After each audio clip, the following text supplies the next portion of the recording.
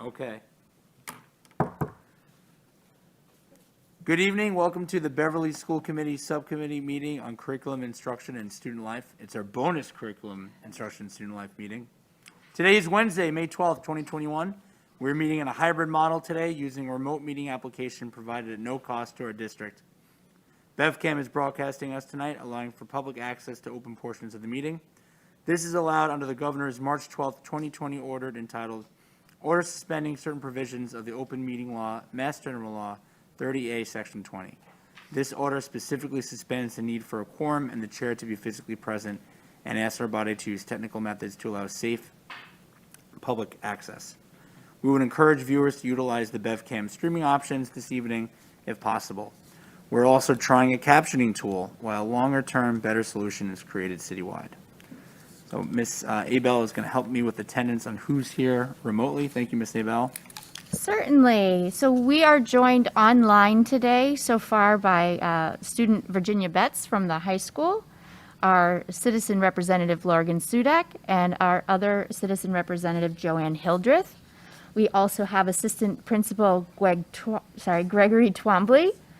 And in our office, or in our library here, we have Ms. Bethany Splansky, Ms. Aaron Brown, Dr. Andre Morgan, Dr. Dorothy Flaherty, Suzanne Tarocek, Dr. Ken-Ann McKenzie. We are also joined by a school committee member, Karen Robinson. I am Rachel Abel, and John Milady is our chair. Oh, Liz Carano, recording secretary, is here as well. Thank you. Thank you very much. So please remember that any audio or video that you supply on this platform will become part of this meeting record, and as such, use your mute functionality to prevent any background noise. And we are just now joined also by our citizen representative, Karen Goodnow-McGuire. Welcome. Excellent. Hello. You will be called on to unmute when you are recognized, for those of you who are at home. And I'll call on myself to do the Pledge of Allegiance. Please join me in pledging allegiance. Please stand. Pledge allegiance to the flag of the United States of America, and to the republic for which it stands, one nation, under God, indivisible, with liberty and justice for all. Thank you all, and I will now turn it over to Dr. Flaherty. Thank you, Dr. Flaherty. Thank you, Mr. Milady. And I thank the committee members for doing extra duty this week. And it's for an exciting occasion. We would like to explain to you our recommendation for a new math program that will be used in grades 6 through 12.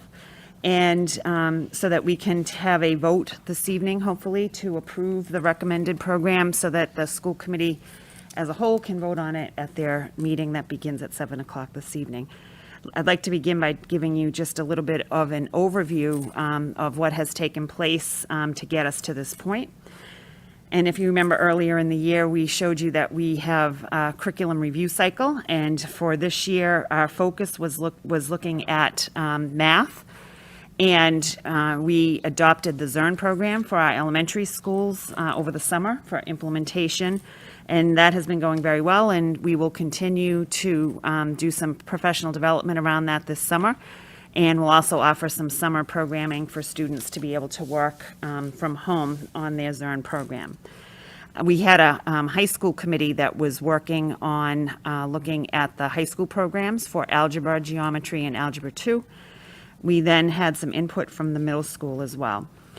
So the adoption process began with the high school. One of the driving forces for that was the programs that they had been using ran out of their time period where they were being supported. So they were no longer being supported for those programs, so it was time that we needed to find new resources. And so one of the things that they needed to do was to look at the current programs we were using, as well as cast a very broad net. We wanted them to look at many programs in order to find the one that would best meet our needs. And they did look at 9 programs. Once they came down, after looking at all of those programs, they did select 2 finalists. They made presentations to the faculty on both of the programs. Those 2 programs were then sent to the leadership team. And at that point, we invited the middle school principal and the middle school faculty to join us to watch both presentations because they had not been part of the original selection. But because our 8th grade and 7th graders have pre-algebra and algebra 1, we wanted to have a contiguous program. We also were looking at stronger vertical alignment. As we were looking at our data, we wanted to make sure that we had a consistent and relevant program that went from grades 6 through 12. Grade 5 will continue with the Zern program, as that elementary program is the full package is K to 5, and that first umbrella, they have made a middle school program as well. So Zern could have been an option for the middle school in grades 6 through 8, but we thought it was important that it align with the high school, as did the teaching staff and the principal at the middle school. So we did have final presentations by both publishing companies. We were able to follow up with some questions after their presentations, looked at customer support, looked at their financial quotes. We were able to get trial links for both programs for the middle school teachers to practice with. And I'm very pleased to let you know that the leadership team was all in agreement on one of the 2 programs, and that is the program that we're going to move forward with recommending this evening. And earlier this week, it did come out on the list of programs from DESE that is being recommended for districts that are looking to adopt a new math program. So our committee was given some guiding criteria and what we called non-negotiables before they went out to do their work. And this is a list of the things that we considered to be our non-negotiables. Whatever program was selected needed to meet expectations on either the Curate, which is the DESE teacher review system of programs, or on Ed Reports. We wanted a wide review of multiple programs, and as I had previously mentioned, the committee looked at 9 different programs. They did reference checks with other districts that were using the programs that were of interest to them. We wanted, well, in math, there isn't as much review for cultural responsiveness. We did want them to look at it for descriptions of word problems, for graphics that were available with the materials, either print or online. So that was one of the areas that they needed to look at. We wanted to make sure that it addressed our district goals of rigor, relevance, and problem solving or inquiry and project-based learning. And we wanted to have a continuous alignment between middle school and high school programs. So I'm very pleased and excited to recommend to you and to the committee for their approval the Reveal Math program from McGraw-Hill. And we feel that it will bring us forward very quickly and will be a wonderful addition to our math instruction at both the middle school and the high school. The McGraw-Hill program is based on and is designed around the science of learning. Their areas that they highlight is that it is a rigorous program. It has learning targets. One of the things that we found very helpful was the professional development that goes along with it, and as well as explaining the math concepts so that teachers can also access that if they have questions. But it also has an embedded features around UDL and also meeting and giving examples of how to help students that are struggling or students on IEPs that need specific modifications. There are rich project tasks. There's productive struggle. And it starts with students starting out and trying problems on their own first so that they have that productive struggle before it goes into the second part of the instruction. There is mathematical discourse, so we want students talking and thinking and challenging themselves about math. There's collaborative learning experiences. It's based on a growth mindset. And as I said, it has a lot of resources and tools that help students to address misconceptions or error analysis. This is a screenshot from the DESE site that came out earlier this week that said it recommended 3 different things. One was for summer programming, one was for districts that were looking for new math programs, and then the third piece was around professional development and for accessing and analyzing students' needs. So what was the learning loss? And as you can see on this list of high-quality programs that were being recommended and received bids from DESE, districts will be able to apply for some funding through them.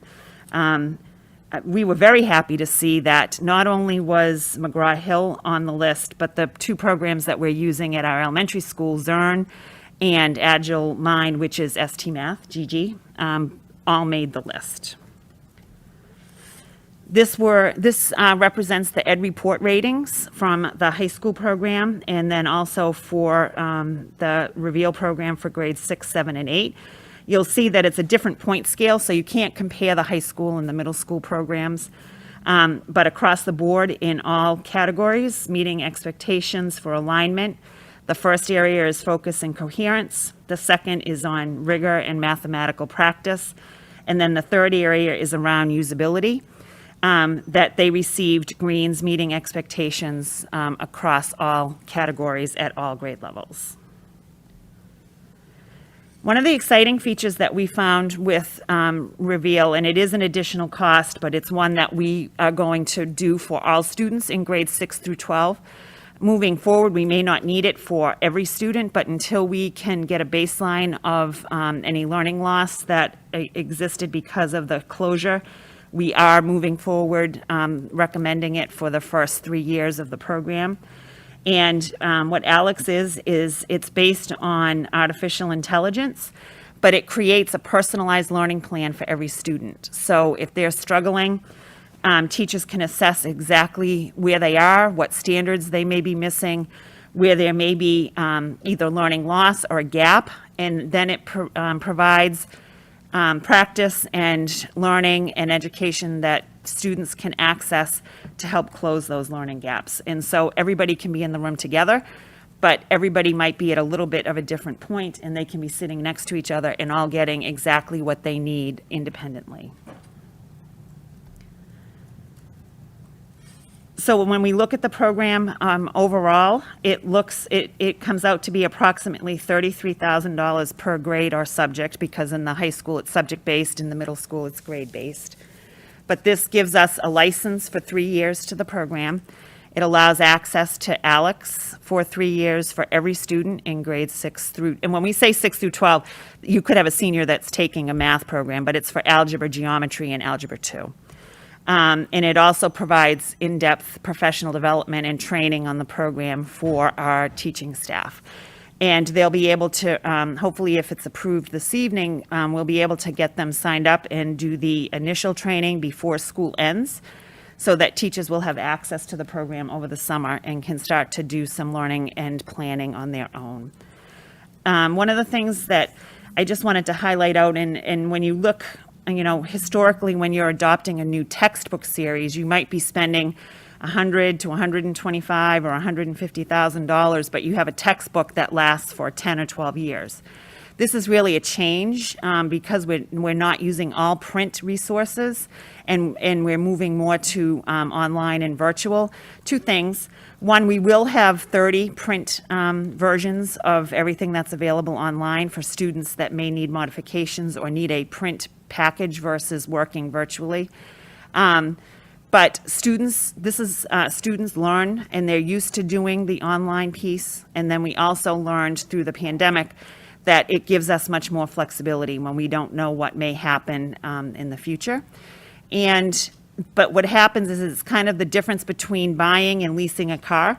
Once you start to move to virtual or online programs, you will have an annual cost of renewing those licenses. So the cost may be a little bit reduced on a yearly basis, but it is one that you will have every year versus, being able to wait 10 or 12 years to do another large purchase. This will give us a 3-year license, which gives us enough time to really analyze the program. When you look at just 1 year, that's a huge learning curve, and you don't get a good sense yet of what the impact will be. It doesn't allow us to see what the impact to grades or student learning is. And so a 3-year window will allow us to assess before we renew for another license period. But it allows for that learning curve, it allows for us to analyze data, and it will allow us to really assess what student gaps may have existed when the program began. Dr. Flaherty, can I ask just a question while we're on that Yes. slide?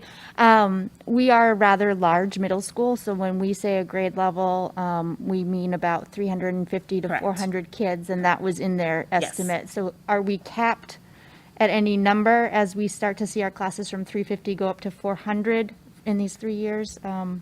No, because they'll work with the exact numbers, so, and if there's some leeway in between there, like if students moved in or whatever, then we could work with the company, but they will work directly with the principals so that they'll know the exact numbers at each grade level. Okay, and so the 33 per grade level, that's really divided by 3, so about 11,000, and then divide that by the 300 No, it's 33,000 per grade. per So, grade. per Right, grade, so if we yes. had 300 plus students per grade. Yeah. We're talking about $30 a student. Oh, Is So, that- so I think it's an estimate, but right now we have a 375 and we have a 350, Yeah. so that 33 is Yeah, it's- estimated. it's really an It- estimate. It Okay. will fall, and I think it would increase a little bit if we had 400. Okay. But I think because we're right now in a place where we're actually at 365, and 385, I Right. don't anticipate that, we would go up that much higher. Okay. But that's not an exact number. It's not That's an exact number, but if we were to divide it, it's less than $50 a student. It's per year. Is that I don't know how what the that- math I works? thought it was about, I think it's around 90, the unit price is around $90. 90, okay. but then it's bundled because But we're it's getting a bundled, so 3-year. because you do a 3-year, there's And a then the reduction. number of grade levels that we get, so there's quantity, so that's the So original what we base did was price. the base price for the middle school for the total package, including Alex, the course materials at each grade level, looking at Algebra 1 and some accelerated 7th grade math. The professional development totaled $102,281. We got about almost $6,000 in free materials.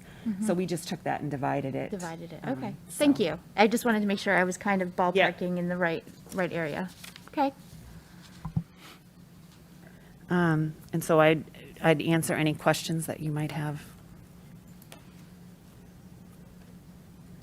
Mr. Milady? I have one. Can you give us an idea of how often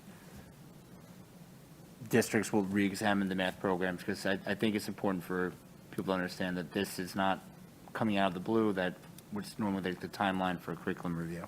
And is it about 10 years? Over 10. Over 10 years since we've looked at it before this.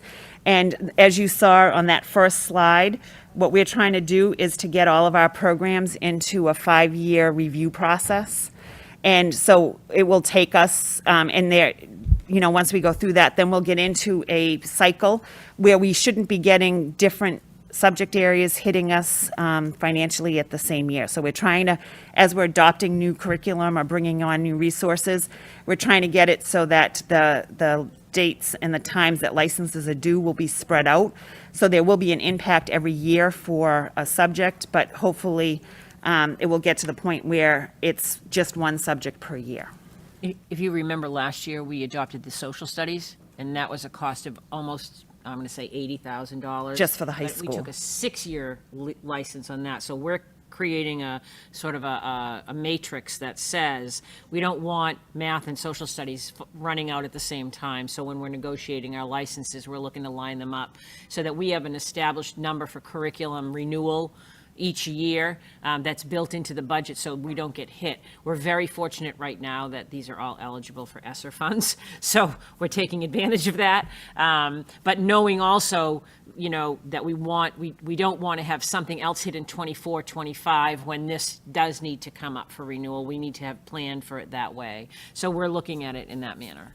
And so next year will be our ELA expenses, and we are looking at a new reading series for the elementary level.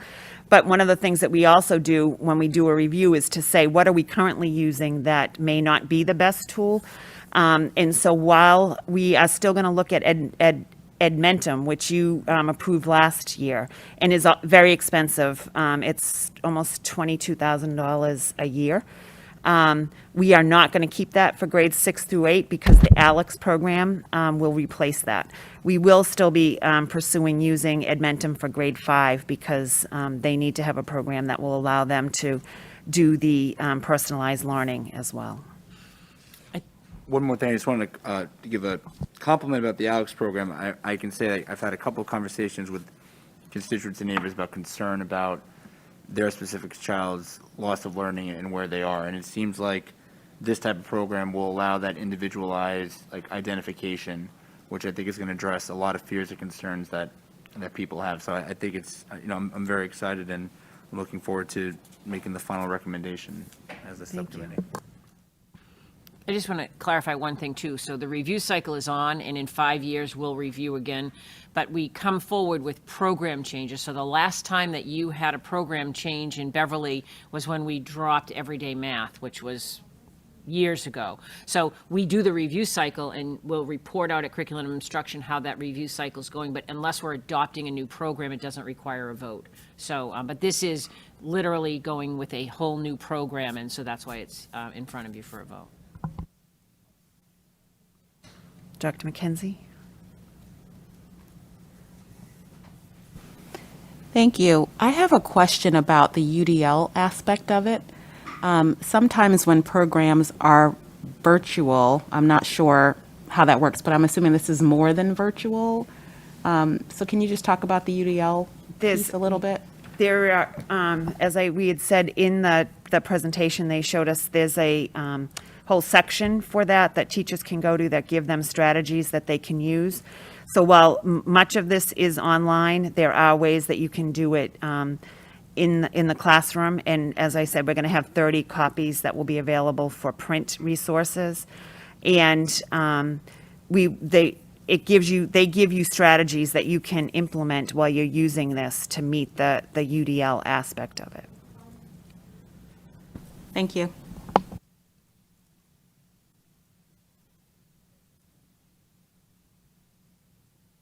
I can't see.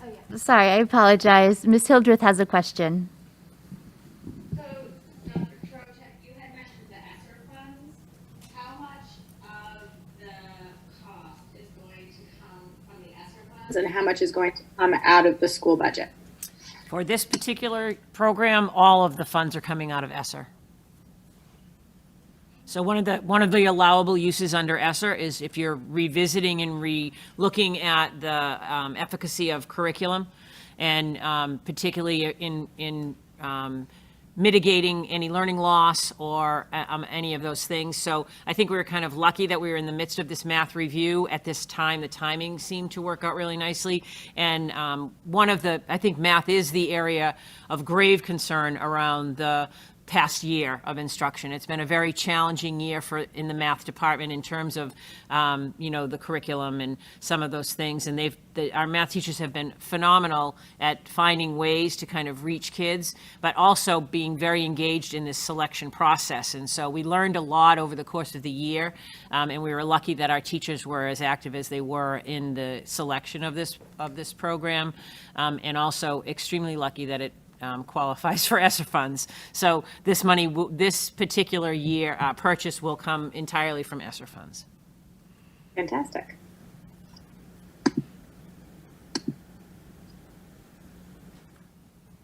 Mr. Milady, I do not see any other hands online. Well, since there are no further questions, I'm looking for a motion to approve the adoption of whatever, write this down. It's reveal. Thank you. McGraw-Hill Reveals Math Program. Thank you. So moved. Thank you. May I have a second? Second. Great, we have a second. We need to do a roll call vote, so I'm going to rely on you again, Ms. Abel, to help me out. Sure. Dr. McKenzie, Yes. Mr. Milady, Yes. Ms. Sudak, Yes. Ms. Hildreth, Yes. Ms. Goodnow McGuire, Yes. Ms. Betts, Yes. Mr. Twombly, Yes. Dr. Flaherty, Yes. and Rachel Abel, yes. Is that all our voting members, I believe? So we're unanimous. This is We're great. unanimous. Congratulations. And I think we can look for a motion to adjourn. Okay, we have And a I'll second that. Thank you, Ms. Abel. We have a motion to adjourn at 6:28. Do a roll call vote. Sure. Dr. McKenzie, Yes. Mr. Milady, Yes. Ms. Sudak, Yes. Ms. Hildreth, Yes. Ms. Goodnow McGuire, Yes. Ms. Betts? Ms. Betts? Yes. Mr. Twombly? Yes. Dr. Flaherty? Yes. And Rachel Abel, yes. Oh, great. Our meeting has adjourned. Our next meeting is June 5th. Thank you. June 9th. Thank you all very much.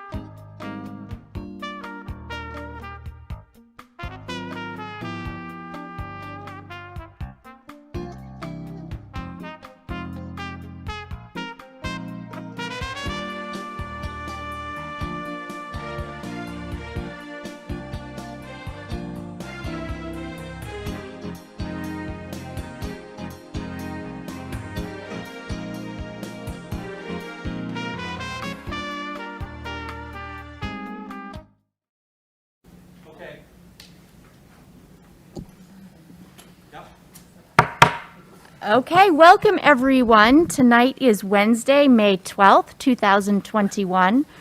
We are in the Beverly Middle School Library this evening, and we are also virtually available on Zoom.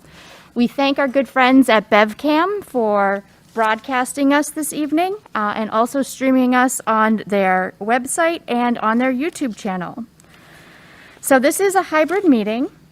All of the members are actually physically present this evening, including the chair, so it's sort of a hybrid. This is still allowed under the Governor's March 12, 2020 order entitled Order Suspending Certain Provisions of the Open Meeting Law, Mass General Law, Chapter 38, Section 20, which suspended the need for a quorum and the chair to physically be present and asked our body to use technical methods to allow safe public access. We do encourage viewers to utilize the streaming options if possible, but we are thankful to be joined by a number of members online as well. And let me just make sure our people are logged in here. So tonight we are starting at 6:30 with our public hearing. We will have a regular school committee meeting starting at 7. This means we have the opportunity for people to address the body. If you are interested in addressing the body, we encourage you to email citizenconcerns@beverlyschools.org to receive a link. But if you have the link from our agenda or any of the places that it's been published, you can join us here on Zoom, or we have some members of our audience here as well. We do ask that your comments should be approximately 3 minutes or less. And I do have a number of people who have signed up in advance. I'm looking for a couple of those folks to actually log in, so I'll keep my eye to our waiting room. In person today, we have the school committee and various members of the district leadership team. We are also joined by City Councilor Todd Rotondo. We appreciate your presence, as always. We will be recording this session. Anything that you supply over audio or video will become part of the meeting record. Therefore, we encourage you to use the mute functionality. As chair, I will call on you when you are being allowed to speak. And let me now do a roll call so we know who is in attendance this evening, since the application doesn't always show that. In the room, we have Mayor Cahill, Ms. Kimberly Coelho, Dr. Ken-Ann McKenzie, Ms. Karen Robinson, Mr. John Mulady, Ms. Lorinda Visnick, and I am Rachel Abel. We have Ms. Donna Bergeron, Ms. Jean Sherburne, Dr. Andre Morgan, Ms. Erin Brown, Dr. Dorothy Flaherty, Ms. Betty Taylor, Ms. Bethany Splansky, Dr. Sue Chirocek, and Councilor Todd Rotondo. I think that's who we have. Online this evening, we are joined by Mr. Brian Ailes, Mr. Brendan Sweeney, Ms. Christina Leal, Mr. Dana Krushank, Mr. Jackson Wood, Mr. John Taylor, Mr. Paul Drake, and the other members online are also here in the room, and that is to facilitate sharing slides with us this evening. Okay, before we get started, I would like to have the Pledge of Allegiance, and may I ask Ms. Robinson to lead us in the pledge this evening? I pledge allegiance to the flag of the United States of America and to the republic for which it stands, one nation, under God, indivisible, with liberty and justice for all. So as I mentioned, there will be an opportunity to address the committee, but before we do that, I was wondering if Dr. Chirocek might start us off. Yes. Well, begin by sharing. Mike. All right, thank you. Yes, I'm going to begin by sharing just a document that I have put together to sort of summarize the information. Those of you who are on the school committee have received a copy of the budget document. It has been available for the public and is available online for anybody that looks for it for reference, if you're looking for a reference while we go through the process. So thank you and welcome to the public hearing. It's our opportunity to sort of share with all of you the information that we have gathered and the process that we've used in order to put together the budget for the 21-22 school year. And so I'm just going to walk you through a little bit of our thinking. Whenever we talk about the budget, in my mind, it's the most important thing that we remain focused on what our goals are and what we do. The budget should always reflect the work that we're doing in the district. We have, over the past few committee meetings, for those of you who have been following, presented a couple of documents. First, we did an equity audit of the district in which we made some recommendations. We incorporated those recommendations into our district improvement plan, which identified these particular goal and focus areas for the district. And in turn, the district improvement plan has informed the creation of the school improvement plans, which we presented here in the past 2 weeks. So this is very important, I think, as we go forward. I hope as we provided the information to you in the budget, you see that we are reflecting the goals in the way that we're spending our money and in the decisions that we're making. So just a quick overview, our goals for the 21-22 school year, including our focus areas, are engaged learning, looking at inclusive practices with the lens of MTSS and UDL, particularly keeping in mind cultural responsive teaching and social emotional needs of our students as they transition back in the next school year. Rigorous and consistent curriculum. You may have if you were here earlier and knew that we just met and adopted a new math program. We're working very hard on creating a very strong cycle of curriculum review here in Beverly, utilizing the resources that we have this year in particular. We're going to continue with our review of the math curriculum.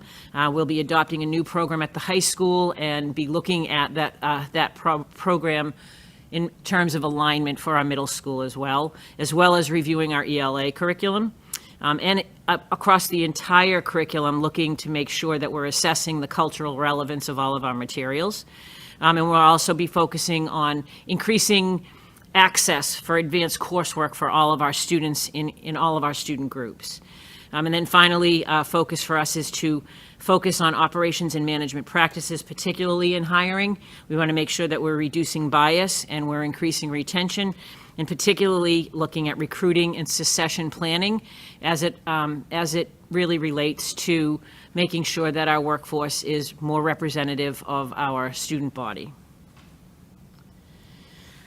So with that said, the budget highlights for the FY22 budget. The FY22 budget contains changes in staff, operating budgets, programs, and revenues.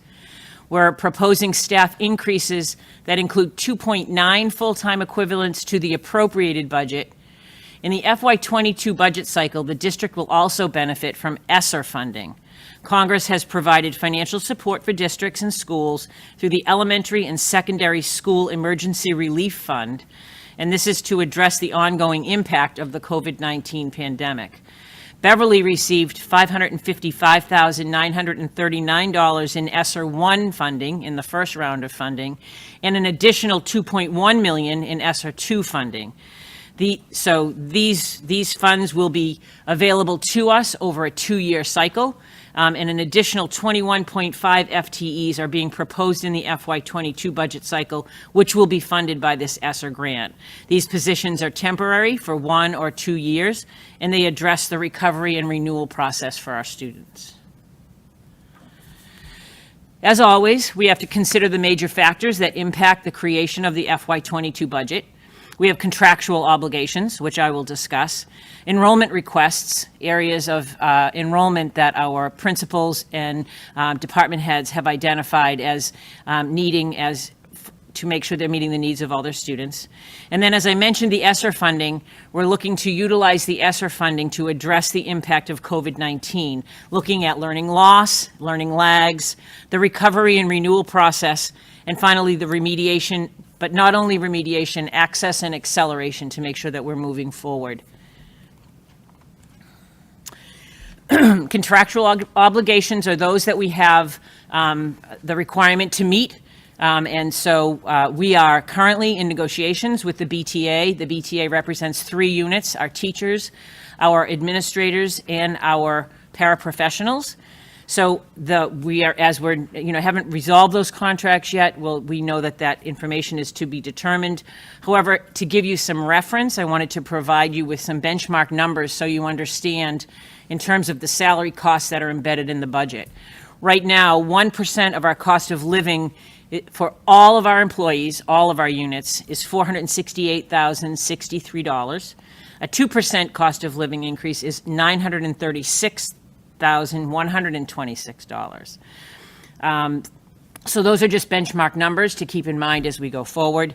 We already have obligated steps in the amount of $520,145, and steps are the way that teachers progress through our salary structure based upon the number of years that they work in the district.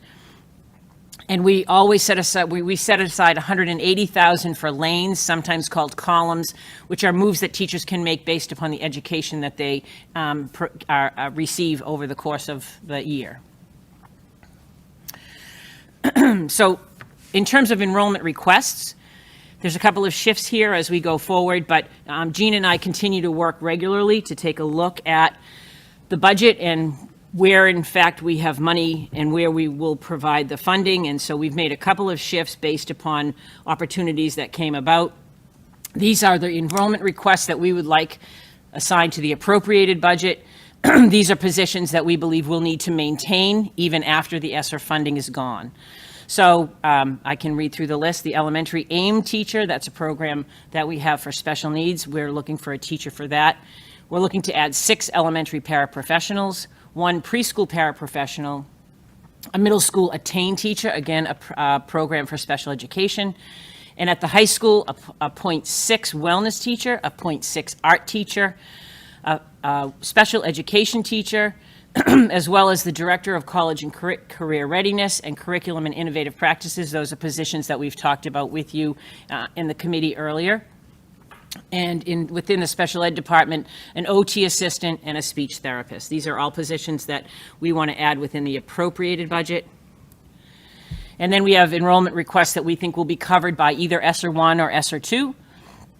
We're looking to add 7 elementary positions. Again, those are positions that really we will only need over 1 or 2 years, either because we're utilizing them to lower some class sizes in some key areas for early childhood for our earlier students, or because they'll age out at the end of the year when grade 4 students go to grade 5.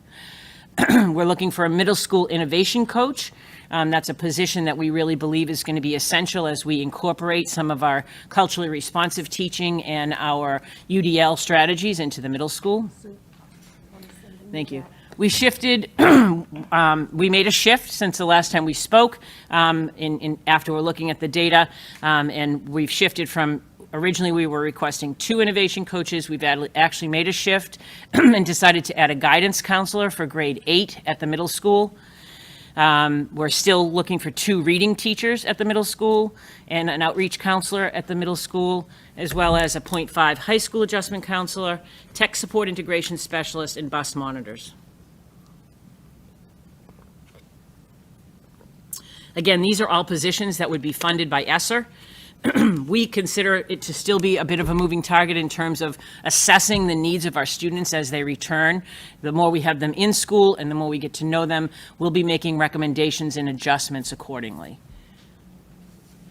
This is just a review of the enrollment numbers. I thought perhaps you'd be wondering, since we're adding 7 elementary teachers, what that was looking like. So this is just a review of those numbers. Each school and principal met with me. We looked at staffing for the coming year. Those grade levels that are highlighted in yellow are the areas where there's an additional teacher for 1 year or 2 to sort of mitigate some of the class enrollments so that we can provide some intensive supports for those grades. So at Ayers, grade 1 will have an additional teacher for 5 sections, and the rest will remain at 4. At Centerville, we'll be adding an additional grade 2, and their class sizes determine the number of sections otherwise. At Cove, we'll be adding an additional grade 4 teacher.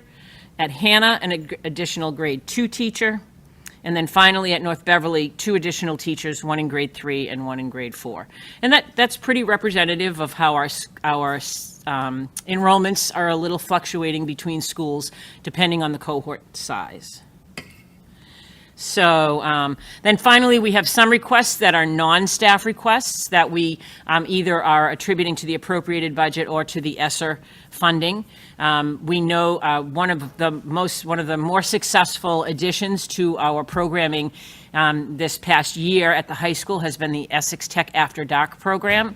And we know that moving forward, it's going to require a commitment of $30,000 per year, approximately $30,000 per year in our appropriated budget. So we're including that into that.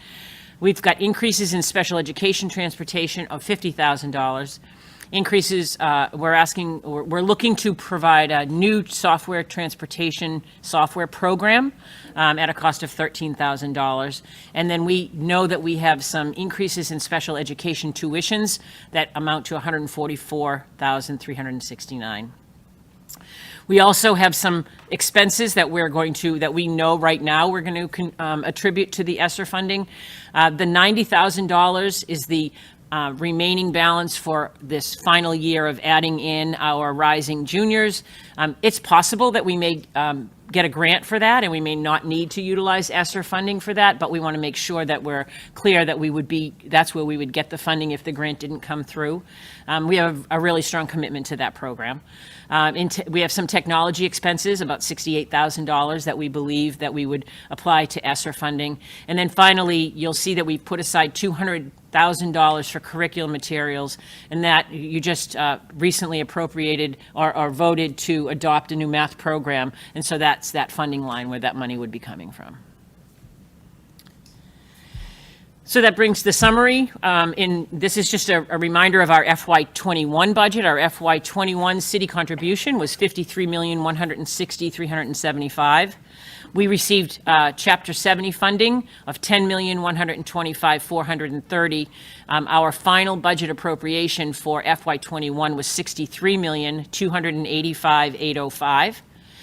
The proposed budget for FY22, that's what we're having our hearing about today, with our department requests as of April 28th, is we're looking for a city contribution of $54,785,493. We anticipate a Chapter 70 funding. It's right now in the process. It's been passed through the House Ways and Means for $10,590,914. So our draft budget as of tonight for FY22 is $65,376,407.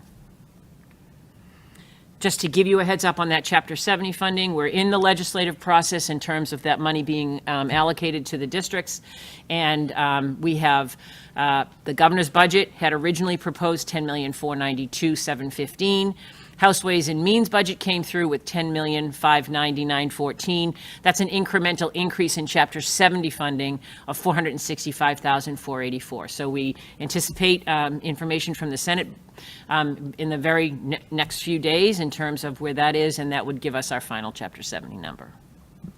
Thank you for that overview, Dr. Trocek. And just as a reminder, this is the public hearing, so I'd like to now turn to a few members of the public. Mr. Jackson Wood, I saw your request first to join us this evening.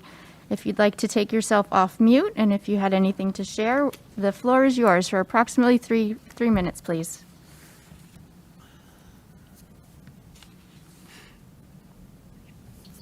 Hello. Can you see my presentation okay?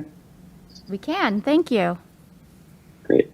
Hi, my name's Jackson Wood. I graduated from Beverly High School last year. I was a 3-season member of the track and cross country teams, and I was also the captain of the robotics team. I want to talk tonight about the robotics team and potentially having the school district or high school fund it. So what is the Beverly High School's robotics team? It's been around for about 7 years now. It competes annually in the first robotics competition, which is a global competition where high school teams build a robot starting January and then compete with their robot in local and regional competitions. The Beverly High School team meets every day after school, and it's open to all students. There's been seen to be lots of benefits of the first robotics competition. Brandeis University did a study on first participants, and some of the interesting findings they had was its students who participated in the first robotics competition build social and business skills, learning how to work in groups, learning how to plan and think strategically. They also learn technical skills, learning how to actually build the robots, and most importantly, it got students engaged and interested in STEM. At Beverly High School, students spend a lot of time on the robot and get a lot out of the robotics team. I know personally, my senior year, I was spending 30 plus hours working on the robotics team, and it's taught me so much. It's the reason that I'm going to my college now, and it really gave me a path for my future. So it did a lot for me. I know it does a lot for students that are on the team. Right now, the robotics team has to fundraise for their annual entrance fee of $5,000 to be a member of FIRST. Every year, they have to spend the majority of their fall before the build season starts, trying to go around finding sponsors or find members of the community who are willing to donate and help out the team. And this takes a lot of time away from the team, where the team could be doing other things to help grow the team and help let students get more out of it. For example, if the team didn't have to work on this fundraising, they could have community outreach events where they could go to the middle school or elementary schools and demonstrate the robot and demonstrate what the team does. And that would help bring in more students later on when they grow up to be members of the high school. In addition, students on the team have to work on fundraising as opposed to learning new skills or prototyping or thinking more about competition, which really hurts the team from growing.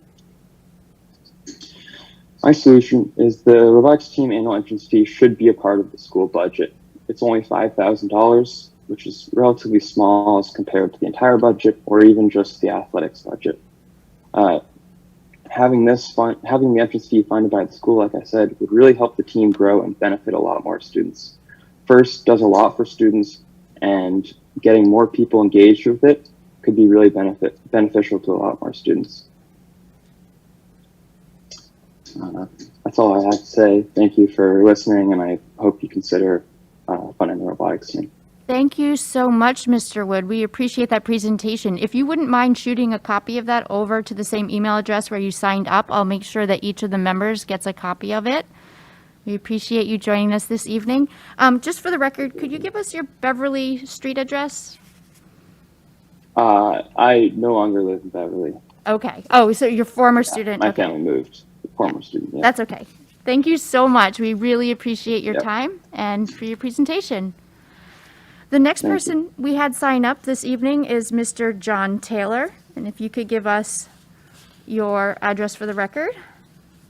You have Yeah, my address for the record, Mrs. Abel, is 41 Cole Street in Beverly. Thank you. And you have And- the floor. Thank you so much. And Mrs. Abel and members of the committee, thank you so much for having me speak. I want to thank you so very much for everything that you do, and as a committee for everything that you do in overseeing our school. I know that all of you have been very active in our schools, on our PTOs and everything, and I hope everybody at home recognizes that as well. I will not be as informed as Mr. Wood was. So anyway, I would like to state with respect to Dr. Chirocic's proposed budget for FY22 that I think it evidences that there's no systemic plan for learning re-engagement at BHS, and that this is an important consideration in light of the pandemic. And I think this is specifically shown as there is an actual 6% decrease between FY21 and FY22 on the BHS special educator budgets.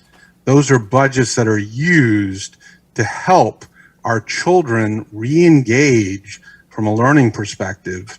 And for the committee's benefit, these are specifically account lines $61,061,055 on the proposed budget for FY22. I'm really horrified by this deficit, and I think this is really indicative of the problems that we're having on a learning re-engagement deficit at BHS, and I think it needs to be addressed, and I would like the committee to discuss it if it's possible, and I thank you for your time. Thank you. Thank you, Mr. Taylor. We appreciate you taking the time out this evening to address us and to point out those deficits. I just want to take a moment to look around the room. Mr. Rotondo, were you interested in speaking? Okay, thank you, Councilor Rotondo, for joining us. And we were joined by another member of the public. Mr. Sweeney, I believe you're just here to observe the process. If you are inclined to speak, now would be your time. And I'm all set. Thank you. And thank you for that informative presentation. thank you for joining us, Mr. Sweeney. I don't see any other members of the public here in person or joining us on Zoom. I'm just going to check the waiting room. We do not have any people in the waiting room. Do I see a hand? Are you interested in speaking for the public hearing? No. Okay. We will give it one more minute, and then I believe we can adjourn our public hearing. Okay, it's 6:59. I see no other interested public speakers. May I have a motion to adjourn? So moved. Thank you, Ms. Bisnick. A second? Second. Thank you, Ms. Coelho. All those in favor of adjourning our public hearing? I count a vote of 7-0. Thank you for everyone who joined us this evening. You're welcome to stay on. We are going to transition in 1 minute to our regular school committee meeting.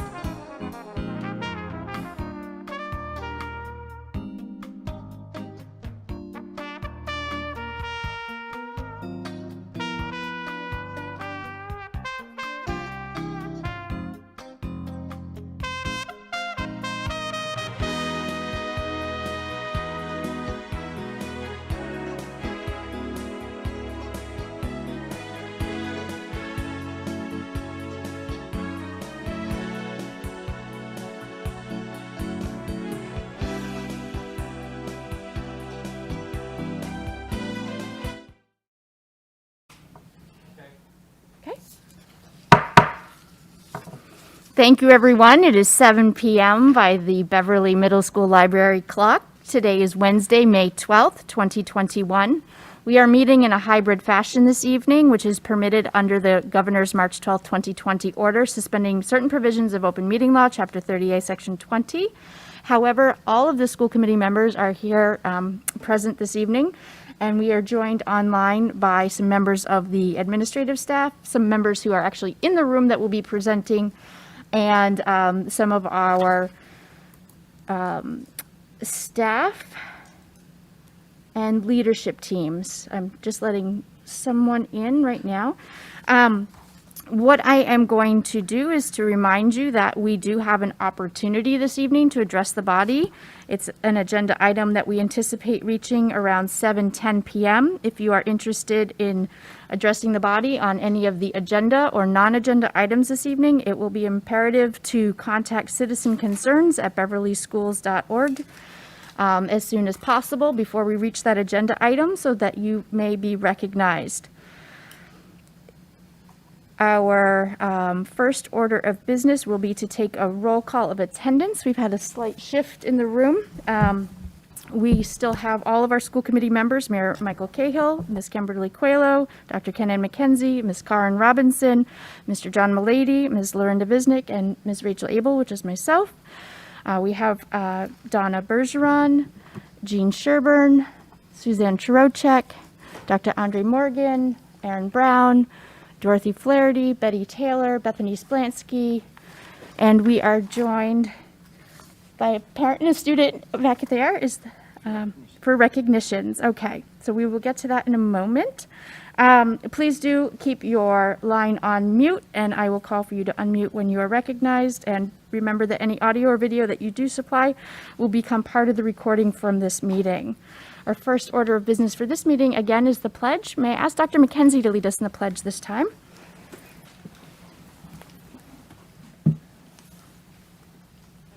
Allegiance to the flag of the United States of America and to the republic for which it stands, one nation, under God, indivisible, with liberty and justice for all. Thank you, Dr. McKenzie. I appreciate that. Okay. So yes, we have some student recognitions this evening. I am just checking the waiting room to see if our other student has joined. I do not see him, but we are very pleased to welcome. Okay, Miss Taylor, would you actually do all the introductions for us? We appreciate that.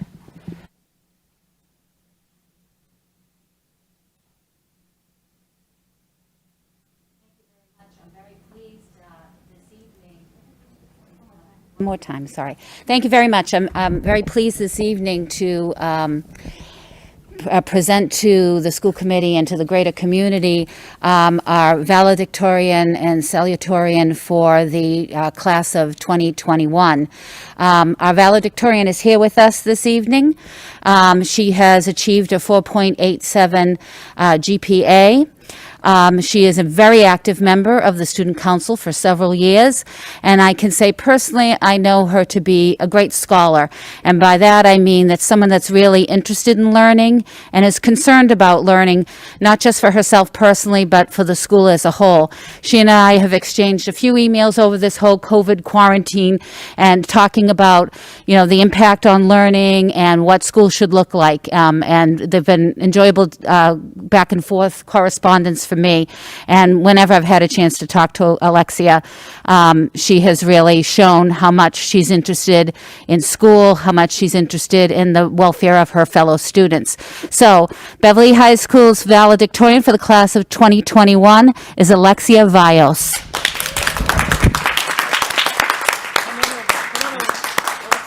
You gotta be on camera for a minute. Congratulations. I'll give you a big hug if I could, but congratulations, I'm so proud of you. This is so exciting, so awesome. Thank you so much. Salutorian can't be with us tonight, but I do want to make sure that you are aware of who it is. As number 2 in the class, our Salutorian for the class of 2021 will be Jackson Clark.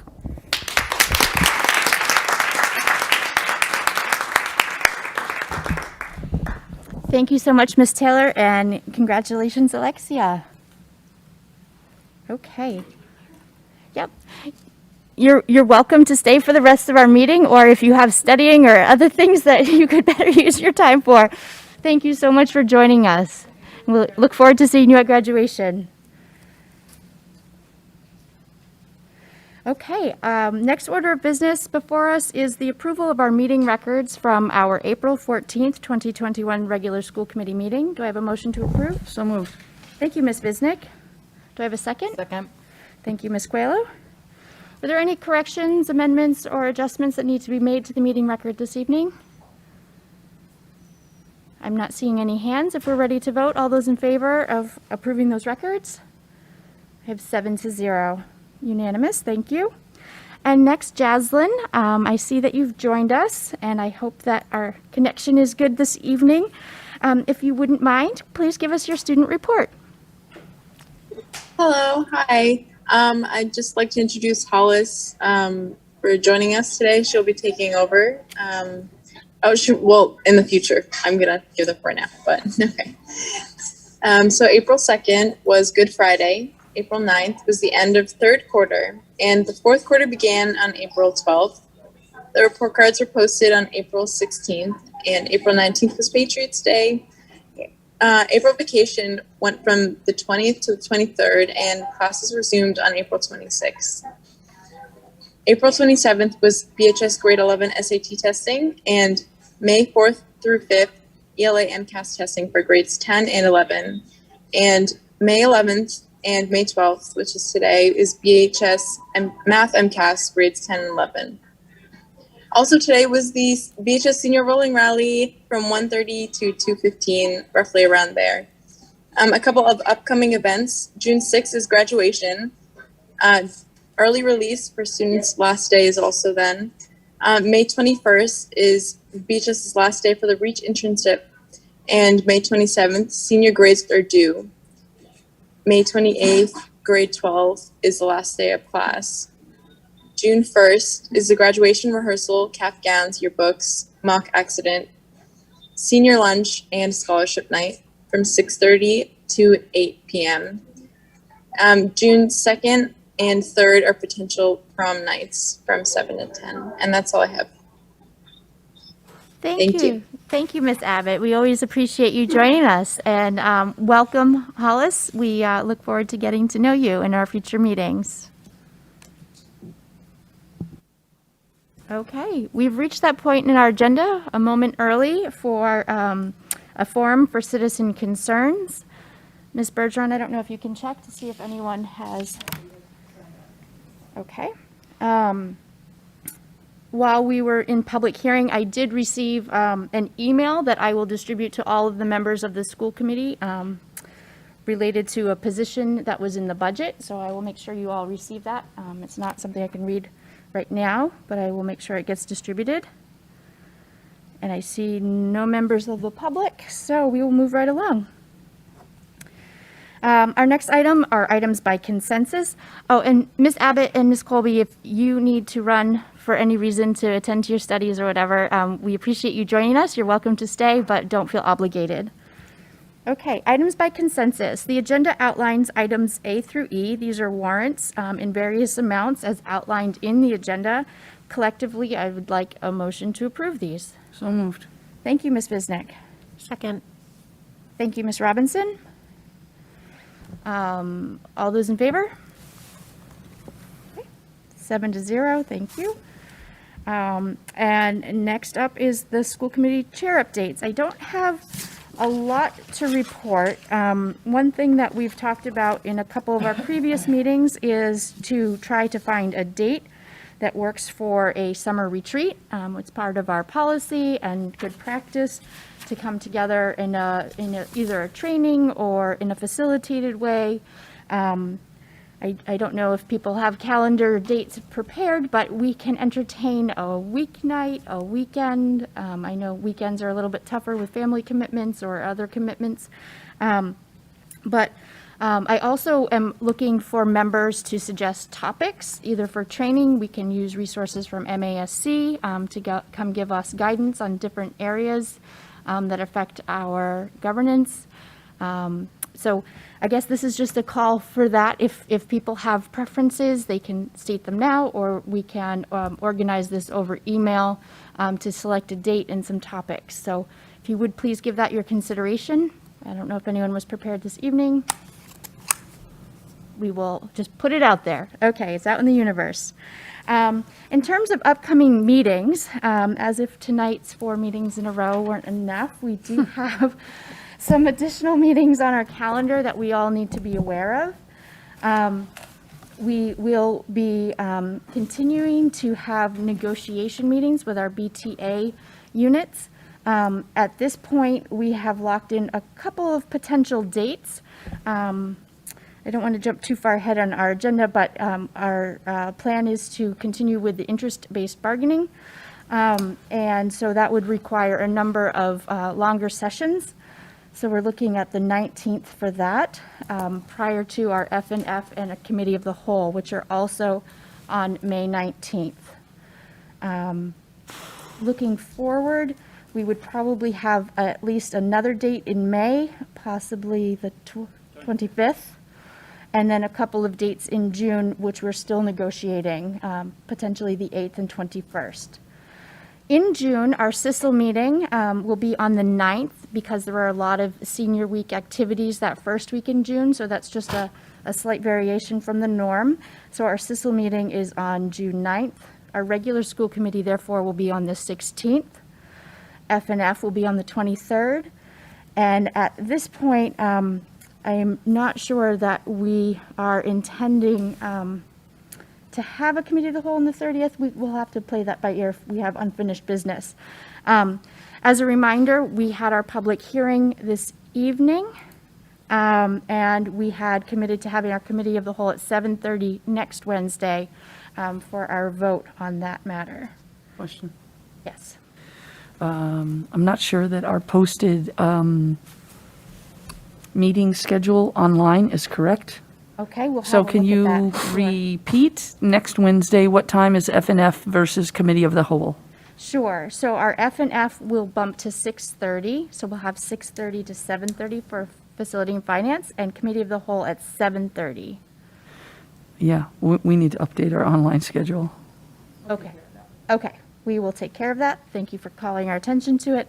And then those on the negotiating subcommittee will plan to be here from 3 to 6. Probably have to get some dinner or something. Okay. That's it for me. I would turn it over to Dr. Trocheck now for her reports.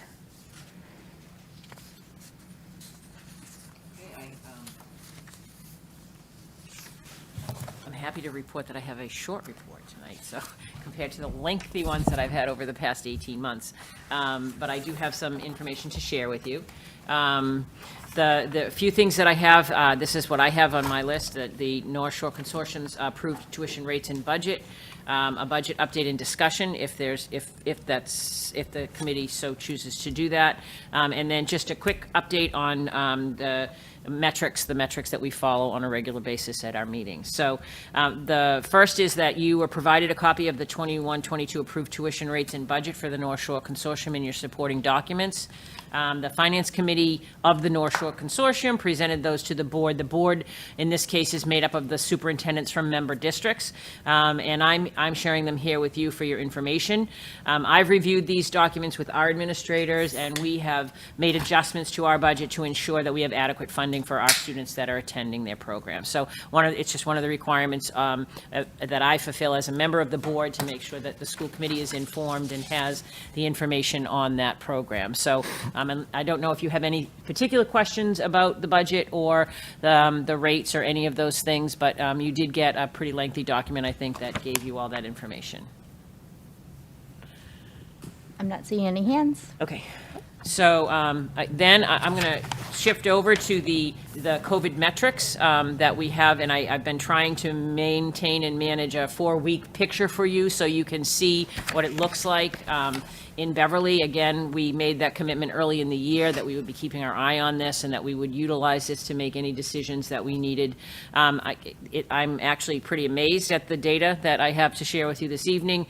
From the week of April 11th, when we had 68 cases and a 23.65 average daily incidence rate, down to this past week of May 2nd, where we had 26 cases. I'm sorry, the Endicott piece is wrong, so I didn't get rid of that. I apologize. 26 cases. They were not from Endicott. 26 cases in general, and the average daily incidence rate was 9.04. So, I mean, that's a huge decrease. We believe that that's due in result to the work that Beverly citizens in the Beverly community is doing in respecting the safety metrics and the safety protocols and the measures that we all need. Vaccinations have certainly contributed. We know that we're excited to know that our vaccinations are now available for children ages 12 and up.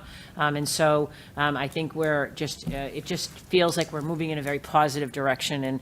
And, you know, again, that does not mean that we have any intent to lower our guard or change any of our practices within our schools. We plan on finishing the year strong, maintaining the protocols and the metrics and the measures that we have in place. So that's that. I see. Do we, at the beginning of this school year, there was, I believe, a mandate from the state that we require the flu to be vaccinated for the flu. Excuse me. I've been teaching all this week, and my voice is. They kept bringing me water as I was starting to get that. I have a soda behind me. So we had, but then that got rolled back, Yep. right? And so, has there been any discussion yet about reinstating that vaccination requirement, and or increasing it to say you have to be vaccinated for COVID to attend school in the fall? Yeah, so I would imagine there's discussion. I have not, that would be at a higher level and, at the CDC and the state epidemiologist talking about that. I have not had any notification that it has been reinstated, but, we keep our eye out and we'll watch for that. In terms of the mandated vaccines, I have not heard anybody with any particular information that comes from any particular authority at this point in time. But, I'm sure that those are all conversations and discussions that we're having, so. Follow up. Go ahead, Ms. Bisnick. And would we, as a community, would the Board of Health, for instance, be having that discussion with the school administration, regardless of what higher powers said?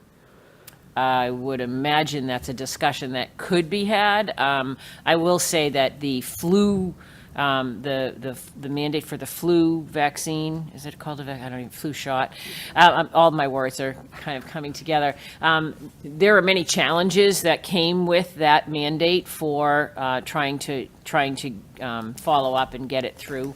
But I do believe that's something that, particularly around that, I am curious to see where that will go. I don't know, I don't know whether locally we have that ability to do that. We certainly can have discussions and conversations and look into it, but I wouldn't know whether or not we can exceed. I don't know if anybody else has any information.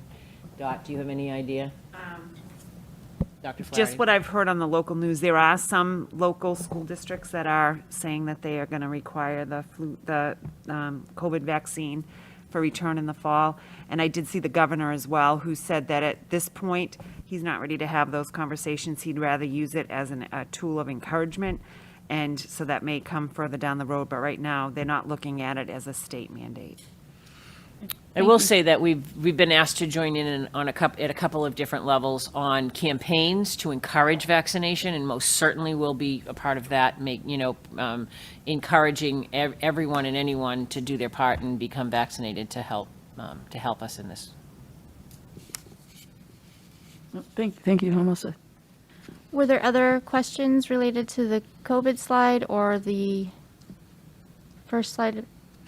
All set? So I just have one more, just to follow up. I mean, we're continuing our surveillance testing. It's still available at the high school Thursday from 11 to 4. We also have been continuing our pool testing for students at the high school, and today we began pool testing at the middle school.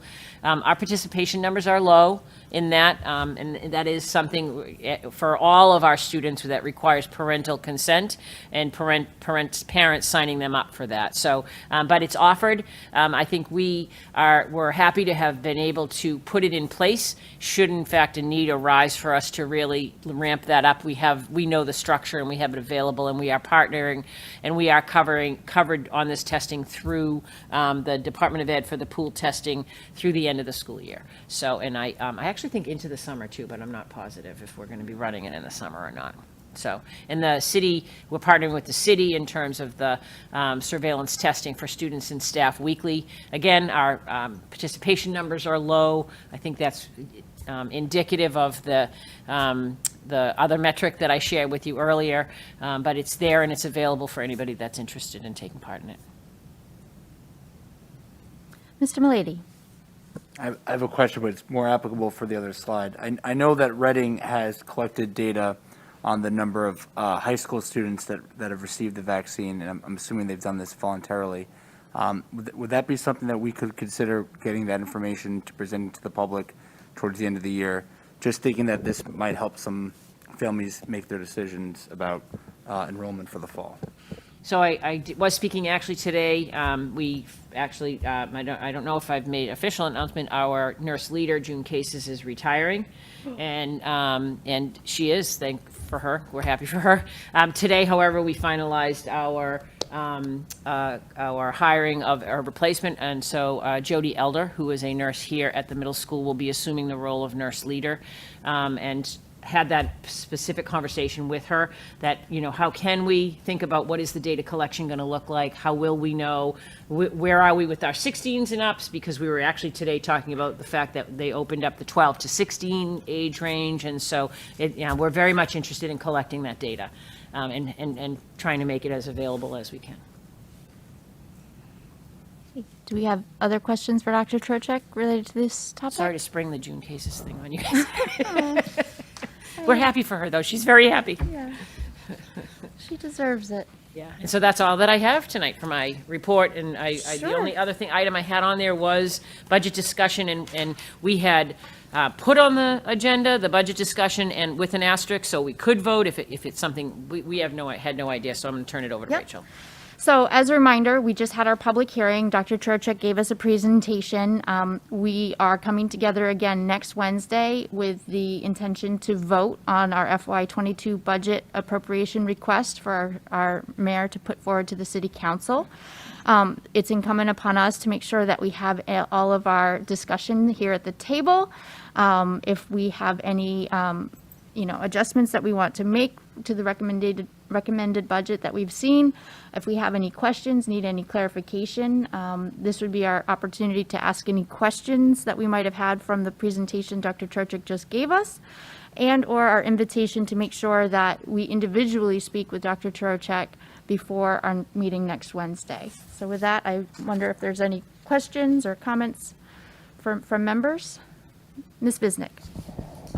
The last time we met, whatever day that was, I had asked the mayor about bringing forward some of the recommendations out of the CAAC. That committee has been meeting for quite some time now, and a member of this body, me, has been on that committee. And so, as we look on the bigger picture of even at the global level about the climate crisis that we're facing, the city has a plan now relative to making strides to do what we can do as a community. And so I don't see any recommendations in this budget that specifically tie back to all that committee's work. And so I had asked at our last meeting if we might consider some of those things.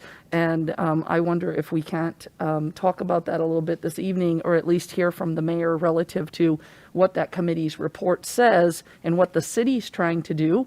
And if not in the FY22 budget, certainly I think we need to be incredibly open to the FY23 budget, taking some big steps in that direction based on what the CAAC's recommendations are. And so very specifically, I think there's two things that our school system could be doing to help. One of them is doing composting in our cafeterias, including but not limited to reclaiming food via share tables. And the second one is encouraging more bus ridership. And I think that we would be well served, and maybe this is the year to do it, to use some of our ESSER funds to offer transportation for free and see if that drove up ridership and reduced the number of cars on the road. I have received an incredible number of complaints since this school returned all the children about the traffic in and around this building, including the chaos that goes on in the back of the Cummings parking lot as families wait to do pickup there. And so I continue to wonder if why so many people choose to drive their children, and if it isn't, in fact, a monetary issue. If we took that off the table, if we let everyone ride the bus for free, would that lower the number of cars, lower the stress, the anxiety, the traffic, and not to mention all the pollution from all that traffic? So those are two very tangible things I think that we could do that would make an incredibly positive impact on our community. Madam President, would you like me to speak? Yes, Mayor Cahill, please. Mrs. Visnick, thank you. That's a lot, and it's all, I think, music to both of our ears to be talking about these issues. First, let me say that the Climate Action and Resilience Plan is The Salem and Beverly teams have been working hard with the consultant to try to get the draft, the final draft of the actions, I'm sorry, the goals and the action items as recommended out for public review. And that should be going out publicly in the next week to 2 weeks. We're still hoping to finalize the plan by the end of June. That's been the goal all along. So there's that on the kind of the bigger picture. Specific questions. I'm going to answer another one that you asked last meeting just because I don't want to forget. You had asked whether there was any encumbered money for paving at the high school, and I was informed by Public Services and Engineering and Finance, no. There's never been any money encumbered for that. We, I think, in a different context, when we were looking at the first go-round of solar at the high school, when Blue Wave was supposed to be the developer, I think there was talk of them doing some repair type of paving or repaving after they did work. That might have been where it came from. I'm just trying to remember back. Then another question was about the cost of composting. We're in the process of trying to finalize a new 5-year contract for trash, recycling, and we're looking to try to find a way to scale up composting, right? And so there is a line item for the cost to the schools of the pickup, right, of both the trash and the recyclables. We don't know yet what the final outcome of that contract negotiation will be. So I think, Dr. Trochik, in the proposed budget, you got a level line on that. In that line? We put in an increase of $20,000 for that. Okay. And so. That was after we consulted with Bryant and looked at the percentages of the waste, whatever, that was the number that we were given. And we did account for that. I think the increase is going to be modestly above that, but Mr. Ailes said, don't worry about it, we'll make sure we adjust it, we'll cover it. So I think it's going to be in the kind of a single thousands above that when it's all said and done. As far as any additional costs for composting, we know that it would decrease tonnage of waste, but that may well not offset the additional cost of contracting with Black Earth, for example, to pick up composting. We have a proposal for a modest amount of money in the Green Initiative line. Now, that's not in the school side of the budget, but we certainly could tap that if we agree that that's a place to spend that money. And I'm with you. I want to see the composting ramp up quickly in all the schools. So I think it's grounds for us to look. Does that make sense? Mm-hmm. And then, was there another one? Busing. Oh, the bus. Oh, my gosh. Yeah. I mean, we were talking about this before COVID, and I'm all for us offering bus service to more children than we do. We know that we've been working with the federal requirement of over 2 miles, and we're looking at, if you ask me what would be an ideal program, we would be able to offer a bus ride to everybody who lives over a mile away, and everybody under a mile would have a safe walking route. But if we couldn't ensure a safe walking route, we could look at some closer in routes. But that would require more buses, more drivers, more money, right? And so I think it's a very worthy goal. I don't think it's an overnight one. What I think I heard you saying was, let's look at the buses we've got and the routes we've got, and let's try to increase the ridership when we get back to the fall. We haven't been able to do all that with the COVID restrictions. Hopefully by the fall, the restrictions will be gone. I know, Dr. Trochik, you and the transportation team manage how we're able to offer transportation, throughout the year and year in and year out. So that's probably enough said by me. I just am very interested in and excited to talk about, decreasing the number of car trips on a daily basis for a lot of good reasons. And eventually, potentially offering significantly more busing opportunity, even as we work to try to make sure those buses we put on the road are increasingly EV and decreasingly burning fossil fuels. So I guess I would just add, in terms of the transportation, the procedures that we have been following so far this year. First, any additional busing that we've added since the students went back full in person, we have not been charging a fee for at this point in time, just that was just one of the things. It sort of offset the fact that we had the fee last year when we closed, and so many of the same, and so we sort of just, and for ease of our poor accounting department trying to figure out who to charge and who not to charge and how much. We are increased and offering rides to anyone at the high school that is requesting it right now at 1.6 miles and out. We are also doing that at the middle school, although there may be an exception of a route or two that is at capacity already and is unable to do that without adding a whole nother run. We are actively pursuing drivers. The real issue is finding drivers, and that is an issue that every single district and every bus company is facing. However, we actually have been very successful. We've brought on a couple of new drivers. We have a few drivers who will be returning, drivers who were waiting and had been waiting for the vaccines to come and unable to drive at that point in time. So that's where we are at right now in terms of capacity. There is a finite capacity with the fleet that we have and the driving force that we have with or without fees. And I don't have a number. I wouldn't even be able to tell you. Jean would have to go back and take a look at what the fees, what were the, I mean, I have it. I just don't have it at my fingertips. What we did take in for fees for typically, just for those of you who are new, anyone that is 2.0 miles and out, we are mandated to transport, and we do that. In the past, what we had done is anyone that was under the 2-mile limit could request transportation. There was a fee, and seats were available on the route, coming back through a specific route. I think you might have noticed that we had a line item in the budget for transportation software, which we believe will, increase the efficiency of the routing that we do and identify ways to kind of bring more kids on the bus.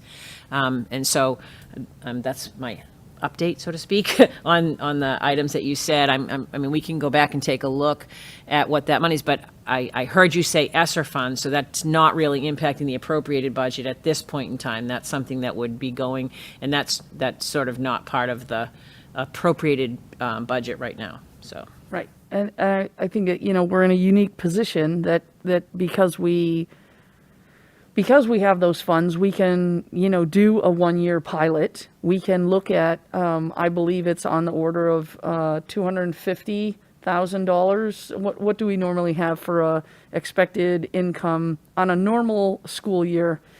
218,600. 218,600, so not even 250. Right, and so it just seems to me, and kind of like what Mr. Woods said, it's really hard to think about a fantastic program like robotics being a mere $5,000 when we're talking about $61 million. How do we not find $5,000 to do such a worthy program?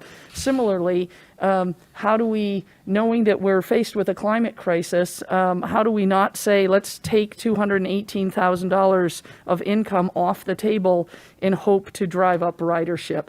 Or conversely, can we, go poll all the people who are in their cars in the Cummings parking lot, which I don't even think we renewed our agreement with them to let us, as residents, park over there. Yet we are, a number of people are parking their cars over there while they wait for their children to get out of this school.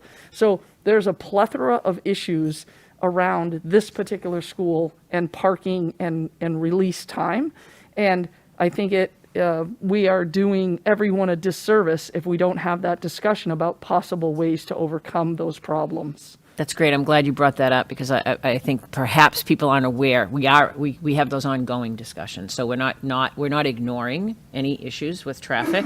We spent actually 2 hours at one occasion with a larger group, and another 2 hours with the administrative team. We have made some changes, and I don't know. I drove down here at 8:49 a.m. this morning, and there was no traffic in front of the school. So the adjustments that we made have made an immediate impact. I can explain to you what they were. We used to have all of our special education transportation buses line up in the front of the school and disembark, as well as load to go home at the end of the day. That was one area that we identified through the meetings that we had, that a change might make a considerable impact in the traffic flow. We actually did make that move. Now those buses go to a different entrance that's nowhere near the front of the school. It has opened up that. So it did have an immediate impact. impact. So I appreciate and I understand and I appreciate everyone's patience in the, when we shifted from, 700 students a day to 1,400 students a day, there certainly was some adjustments to be made. I'm not saying that we've solved the problem entirely, but I do believe that in the past 3 days, is it Wednesday? In the past 3 days, we've made some adjustments that had a real considerable impact. I think that no matter what we do on a rainy day, we're going to have trouble. So I think there's two ways to look at it. Let's gauge it on a sunny day, on a day when we can encourage students that live within a mile to walk or bike or get here, those that are within 1.5 miles for that matter. And so that's just, I appreciate you bringing that up because I do want everyone to know we are addressing it. We're working very hard to, make sure that we're looking at ways to mitigate the congestion out on Cabot and out on Balch, but also to maintain the safe arrival procedures that we've put in place. We still are in a pandemic. We still spray hands on the way in the door. So there are still some mitigation strategies that we have in place to maintain the work that we've done around limiting transmission within the buildings. And so we are looking also to the fall to see what other things that we might be able to do. But thank you for mentioning that whole idea, because that is something that we've been working really hard on. Okay, I saw Dr. McKenzie's hand first, and then Ms. Robinson.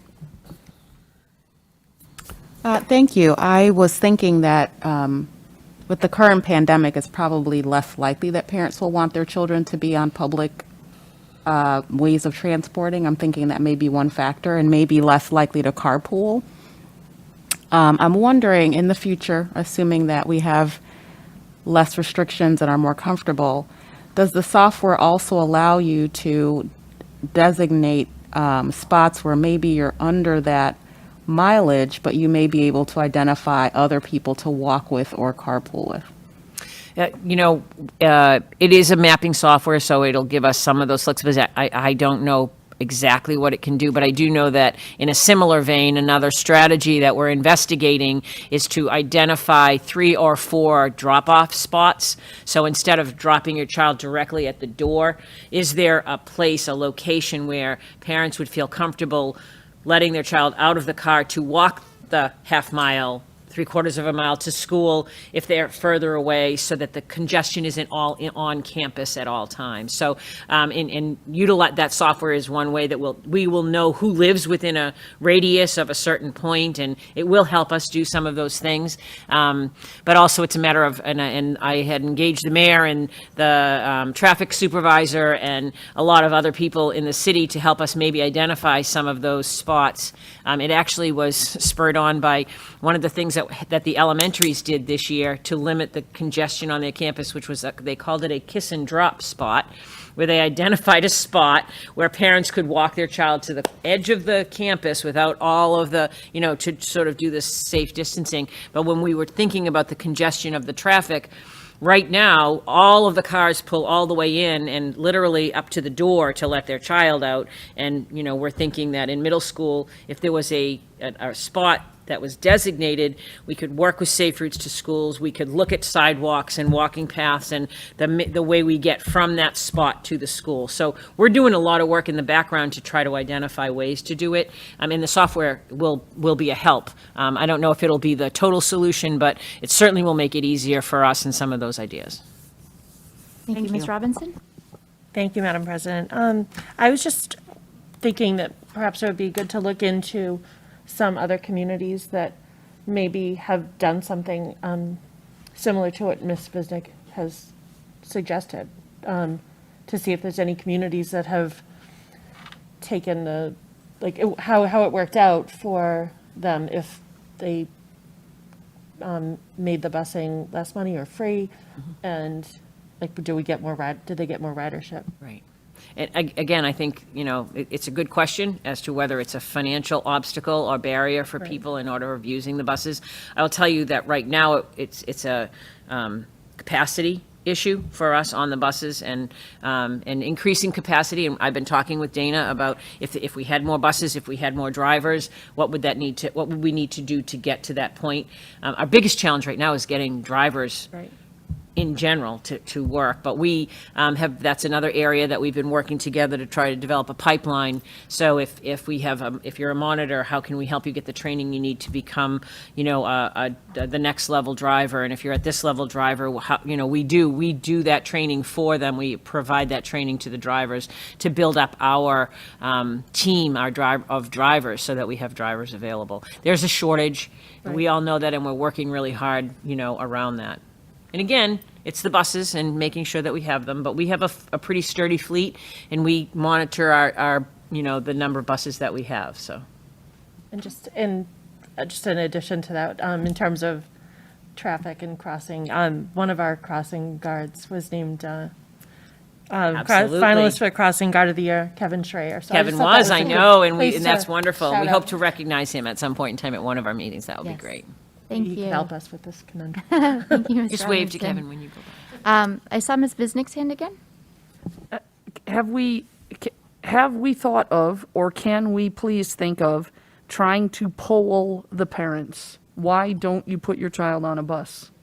And ask the question, if busing were free, would you put your child on the bus? It's something that we have a survey planned for the, we've been doing them regularly, and so that's a great, and I just gave a nod over to Dr. Flaherty, who's our survey maker. Sorry. And so we'll make sure we get that one included. We did include it actually in the beginning when we were wondering about transportation. Will you put your child on the bus? And we had only 25% of families in September that were interested in putting their child on the bus. And when we opened it up further, we got more and more. But we still haven't had the requests to the level that we were at pre-pandemic. So. Mayor Cahill. Thanks, Madam President. I think all that's good, and I second it. And I think the follow-on question that needs to be asked, because I think Dr. McKenzie hit on it, is, once COVID is both emotionally and scientifically well in your rear view, will you want your child on the bus? So I think that's really relevant to the conversation too. And can I say, since we're talking buses, the EV school bus made its first athletic run last week, and they took the ultimate disc team to a match in Manchester. And somebody on the disc team, who I know very, very well, texted me and said, "I never want to ride one of those other buses again." It was cool to see and hear. And we're showing it off to other communities, which is good. Thank you, Mayor Cahill. I think I had a couple wonders from Ms. Bisnick as she was talking, and Mayor Cahill, as you were also reflecting on the soon-to-be-released public view of the climate goals and actions plan. I know that we have a number of programs that our younger students have been engaged with, and that may be engaging at the middle school to talk about composting and what is compostable and what's not. Is there enough in our district budget going forward for FY22 to support continued education in that respect, so that if we are able to do lunchroom composting, it's successful and doesn't require a huge amount of additional staff to really make it work? I mean, there is flexibilities for whatever, and again, we have money that we put aside for waste. If the waste money goes down, there's money for that. I think that it's something that we're definitely committed to. And again, we do have teachers on the Climate Action Committee, and they've been reporting back the conversations and discussions. We don't have a formal list of recommendations. We all know that we are composting at the back of the house. Is that how we say it? Because I'm really I'm not as well versed in that, but I know that we're composting at the back of the house in terms of our waste that comes from the kitchen. And I know, and you all know, that at elementaries, we have been in various stages of figuring out how that would work. I know that pre-pandemic, I was engaged in a number of conversations at the city level, not only with the city, but with Beverly Hospital and with the largest consumers, and Endicott, Beverly Hospital and the Beverly Public Schools were talking about looking at different kinds of composting providers. Right now, everybody's going in a number of different directions, and we talked about what would that look like and what would that need to be. So we are super excited to get back to those conversations. And I think it's a matter of getting to that point where we're righting the ship and we're back on track, and that becomes it.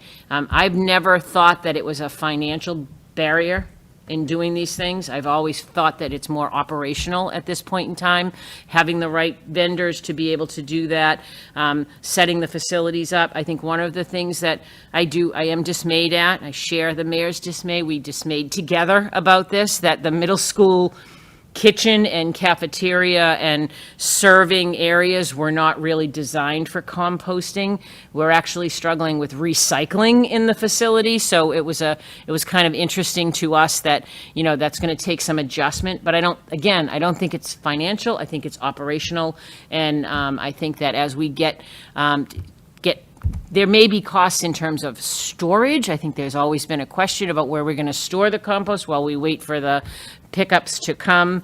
But I do believe that we have, at this point, we're adequately budgeted for the coming year to be able to do that. Now, does that mean we might need an increase in 22, 23 as it catches on, and that's certainly something that we would come forward with. But I'm looking at Jean all the time because she's my boss in that department, and she'll tell me, stop, no, you can't say anymore, but she doesn't seem to be saying that, so. No, I mean, I think that's what it is that, and we don't know sometimes if it really vamps up how much it is, but I'm sure in our budget, there's able to shift. And if not, like you suggested, ESSER funds, I think we want to do what we want to do. We all share the commitment that we have to this, just as we're looking at our transportation, right? And so we know that electric vehicles are going to be helpful in reducing some of those things. So that conversation that we're having with the city around all of those things. So I don't know if that answered your question. Oh, it was her question. Yeah, well, thank you. Ms. Coelho. Have we possibly reached out to Black Earth Compost about ideas on storage for composting? So they are one of our vendors. They're the one at Co-School in particular, I know, was utilizing the services for them. It's not so much, it's really the frequency and rodent control, I guess, is one way to say it. Without going too deep into it, it's that sort of thing. So yes, we would be working with them and looking at other opportunities for composting in different ways. So that was part of the meeting that we had with Endicott and Beverly Hospital, because they also are large producers of the compost waste, and so just kind of thinking about that.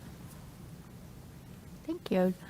Are there any other topics or questions we have for Dr. Trocek or any of the administrators that we have here tonight? Okay, Ms. Visnick has one more.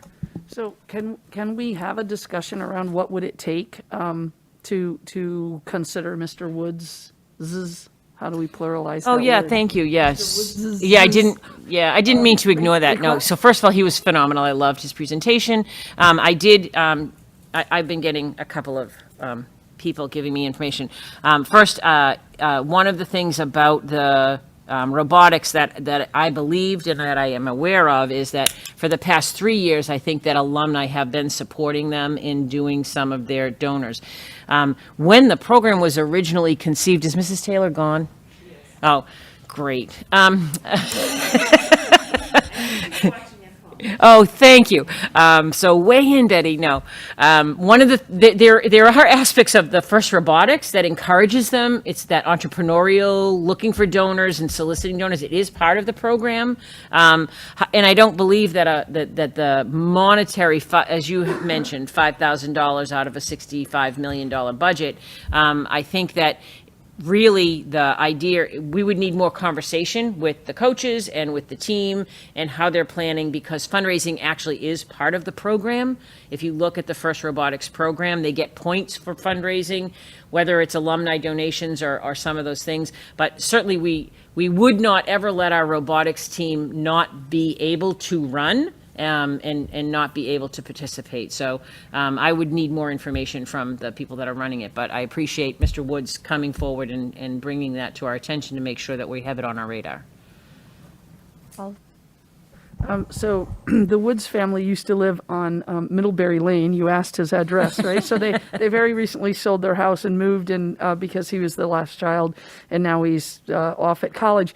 And I just want to say he called me to ask about how he could go about this. This is actually, it was a project for his English class, his freshman English class. He had to write a persuasive paper. And he chose to write it about the robotics program. And then as we started talking, I said, well, here's the public hearing, come practice your paper online in our Zoom meeting. And I think what really struck me was that he, and he said it this evening, participation in that program changed his trajectory. And so I mostly wanted him to come and speak so that those teachers, and then I also pointed him at the Beverly Education Foundation site and told him to honor that teacher. It is just a fantastic story about one of the many things that we have as opportunities here. We have a lot of different clubs, and this club really changed his life. And now he's going to school, pursuing something in the field of STEM because of that program. And so I just really want to emphasize that and give a shout out to the staff that makes that happen and all the members of the team. I just thought it was the coolest thing as he told me the story and was looking for data to help him write his paper. I think that's great. I think, just to clarify, it's not fun. The First Robotics program encourages them to get corporate sponsors. And so I'm thinking as we sit here, maybe there's ways to support them, or maybe they need more support. But most certainly, I agree. So I have been one of the crazy people at North Reading. If you have never been to a robotics tournament, I encourage you to go. It is the most exciting and rewarding afternoon that you'll spend. And I know that he was a really great contributor because I watched him compete in the robotics tournaments. And so I appreciate him coming forward. And we certainly, we will not allow the robotics program to flounder. So just, in terms of that. Thank you both. And Ms. Quayla, did you have a question or comment? I was wondering, with the robotics, maybe we could help them halfway. They could do their part to get their points for fundraising and stuff like that. But maybe the school could pitch in with the other half. We do get several gifts to school for general use at the high school. Maybe we could use some of that to help them with half that portion each year, and then they could still earn their points by earning their half. Yeah, those are all good ideas. Thank you so much. Okay. Yes, Mayor Cahill. Yeah, thank you. As Mr. Wood was presenting, one of the first things that, besides the fact that I loved the First Robotics program, as I loved their middle school and elementary school counterparts, and I think the more we can offer in that area, the better. But what struck me right away was the question in my head, okay, it's an extracurricular activity. We have a lot of extracurricular activities. How do we try to ensure a consistency of how they go about being offered? And, so I don't want to expect that we can, from memory, kind of go down the list of all of them right now, but I guess I'd ask Dr. Trochik and team to, maybe take a look at that and share back with us on that point, because there are many other programs that involve some fundraising on the part of the students for different things, whether it's things to augment, or enhance the experience, or things to make the basic program itself possible. And so that's where I'm not sure where we are in terms of consistency. And I can get more information on that. Yeah, thanks. Ms. Robinson. Thank you. And just to add to that, or a parent donation. That happens a lot as well. Yep. Okay. So a final call, if you have any questions before our meeting next Wednesday that Dr. Trochek or Ms. Sherburne can answer before you are presented with a vote on the budget, please do make sure you make the time to seek any answers that you need or any clarity that you need for the budget. Moving right along, we have some committee reports to get to this evening, and we will start with our Standing Committee on Finance and Facilities. Ms. Visnick, if you report out. Thank you, Madam President. Finance and Facilities last met on Wednesday, April 28th. We reviewed, as we always do, the B&G report, and I will select as our focus to report out that there were some conversations with Mr. Collins on the use of pesticides on the fields, on the lawns of our schools, especially as our children are out there for more and more outdoor classes and sometimes sitting on the lawn to eat their lunches. And Mr. Collins reports that we do not use any pesticides on our school lawns. We had as a guest speaker the head of food services, Christina Leal, and we basically made a big shout out to all the food service workers because of the incredible number of meals that have been served all year long, including home deliveries, and just an incredible effort on the part of the food service department. She also reported that we will have free lunch. Right now, everybody eats for free, and that program will remain, and all children will be able to eat for free until June 30th of next year, 2022. We discussed the reintroduction of share tables, and we hope to take up the work on that. I don't know that it's a policy so much as a procedure, right? Jean had worked previously with the Board of Health and was working on a procedure that would allow the schools to have share tables. And so we talked about picking that back up after the budget season. And then our next meeting is 1 week from today, and we are starting in the early time slot. We're at 6:30, so that the committee of the whole can happen at 7:30. And we probably will not have a guest speaker. We may or may not, but we probably will not have a guest speaker. We'll just do business. Okay, and I believe you're bringing forward two recommendations this evening. The first is recommending the approval of the March 2021 gifts to schools totaling $10,600. Yes, ma'am. I would like to make a motion that the committee accept that gifts to schools, $10,600. I'll make that motion. Will you make a second? Oh, second. Thank you. So the motion by Ms. Visnick, seconded by Ms. Coelho. Any questions? I always like to add with gratitude. And all those in favor of accepting those generous gifts? It is unanimous, 7-0. And the Committee on Finance and Facilities also has 3 budget transfers. They were included in your packet. There are budget transfer numbers 547, 548, and 557. Our standing committee, I bring forward that motion from the standing committee. Thank you, Ms. Visnick. Would someone second that motion? Second. Thank you, Ms. Robinson. I don't know that we have any questions. All those in favor? 7-0, unanimous. Appreciate that very much, Ms. Visnick. And Mr. Milady, I think our CISL met twice since we've last met, so please report out. Yes, it did. Just a clarifying question, Ms. Isabel, do we need to, as a whole, approve of the math program? We do. Okay, so we're going to work our way backwards. So our most recent meeting was earlier this evening, where we were presented a recommendation to adapt the Reveal Math program by McGraw-Hill. And if you weren't available for that, fortunately, Dr. Flaherty is here to answer any questions. But the subcommittee approved this unanimously, and one of the benefits of the program that I spoke about briefly was that it allows for a more individualized education and skill building through something called the ALEX, which is part of the learning tool. So this will help us address learning loss and learning lag that some students may have experienced through the pandemic. So I'm going to ask that as a body that we vote to accept, move forward. I don't know. Approve. Thank you. I need some wordsmithing. Approve the Reveal Math program from McGraw-Hill. And this would be for grades 6 through grades 12, and this is a change in the curriculum, which is why we have it before us. I would second that motion. And then we can open up for questions. Thank you. Yes.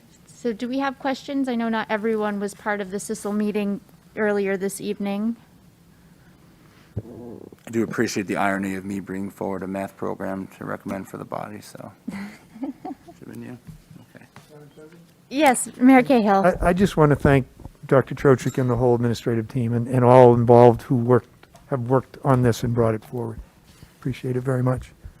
Yes, I think it was long overdue, and thank you, Dr. Flaherty, for the excellent presentation. Looking forward to having this in teachers' hands before the end of the year so they can make significant strides with their professional development and their adoption.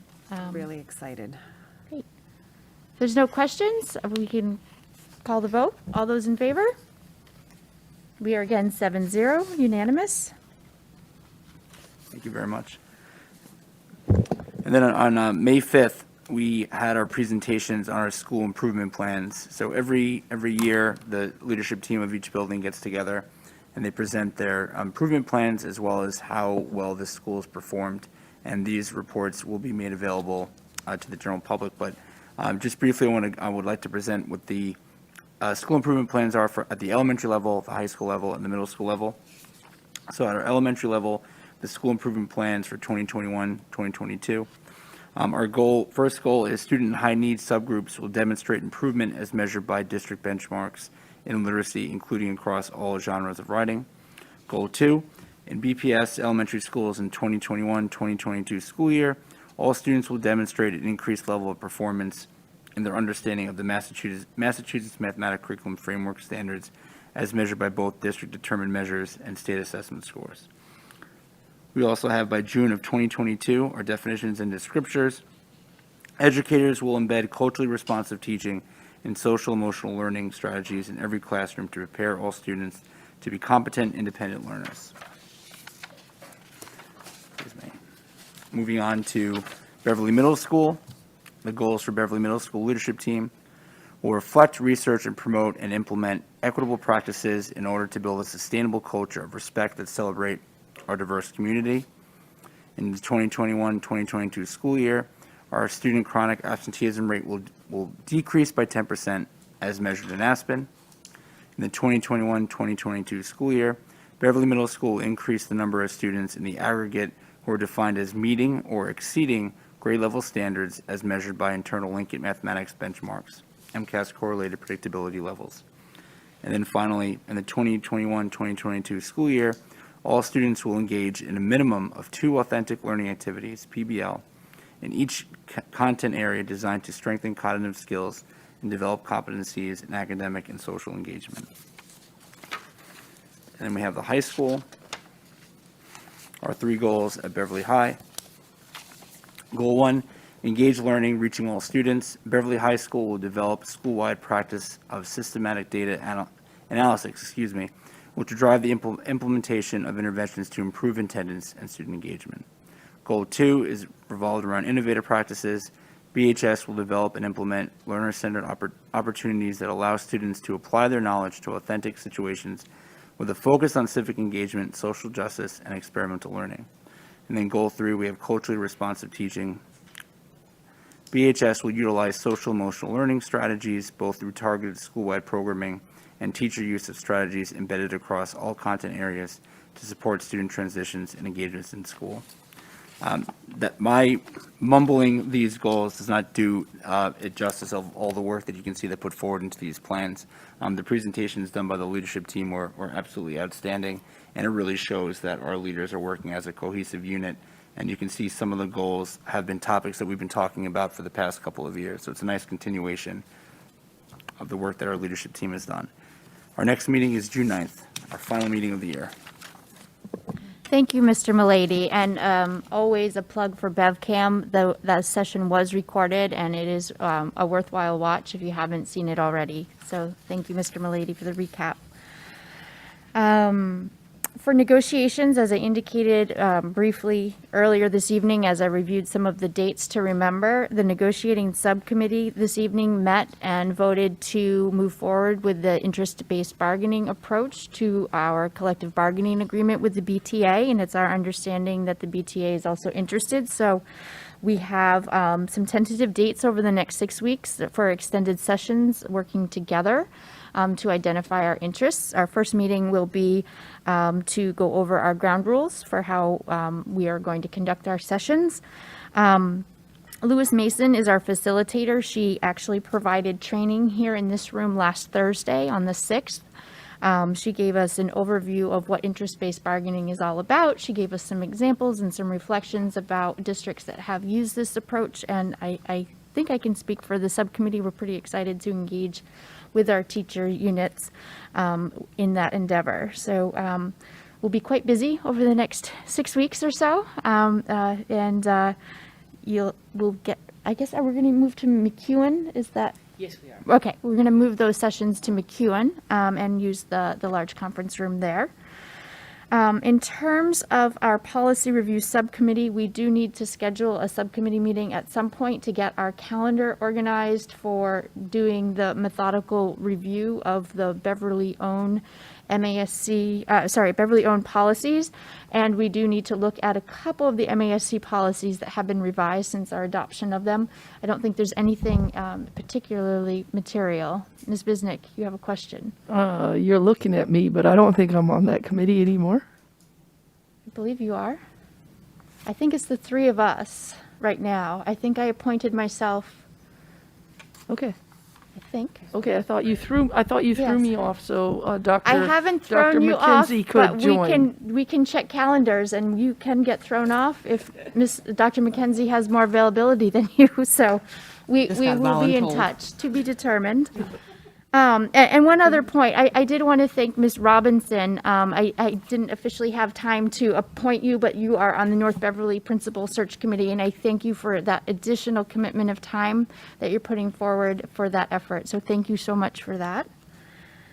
With that, we're at our final agenda item, which is our opportunity to share out communications that each of us may have received. Hopefully we forwarded them along to the appropriate departments within the school, but I am looking for hands. Mayor Cahill. I've got one. I got a phone call from Troy Randall recently, Troy of AI3, who designed the school that we're in, to inform us that the LEED Silver certification for this building that we knew was coming was finally awarded. So, and Dr. Trochik knows this. I gave her a call. Troy came up this morning for a cup of coffee outside at the picnic tables and delivered this beautiful, I don't want to call it a plaque, it's nicer than a plaque, but something that we'll be able to display here in the school. And really a great accomplishment. LEED Silver is a level of attainment that shows that a building has been designed and operates in a very environmentally responsible way. It's close to the best you can do. Gold is the best you can do, and I think it would have cost, well, silver was attainable at the time we were designing the school. I think as we look forward, over time, we'll see improvements, but very exciting nonetheless. Thank you for sharing that out. Are there other members? Mr. Milady. Thank you. I received an email this evening, and I'm going to follow your lead, Ms. Abel, and just forward along to the rest of the body because it's pretty lengthy. So just to make sure I'm dotting the i's correctly, do I forward the email to Ms. Bergeron or to you, and then it gets sent out? I believe you can send it to the group, but make sure you CC Ms. Bergeron Okay. and any of the leadership team that needs to be made aware. Okay, thank you. Yep. Don't add any commentary. And don't reply all. Okay. And don't reply all when you receive it. Ms. Visnick. So all of the people that I heard from this month spoke at the public hearing, which is like a miracle, right? That's one small step for school committee kind. Or I already brought up the issue. So for instance, the parking issue and the complaints of the neighbors because of the traffic back here, so. I had one constituent in particular that had a question that I directed to Dr. Trochik about whether the high school would be returning to its usual Panther Pride schedule, which she confirmed it will be in the fall. Oh, I saw Dr. McKenzie first, then Ms. Robinson. Yeah, I had someone reach out about concerns around the special education budget, or just general concerns about making sure we continue to amplify that, so I forwarded that on as well. Ms. Robinson? Thank you.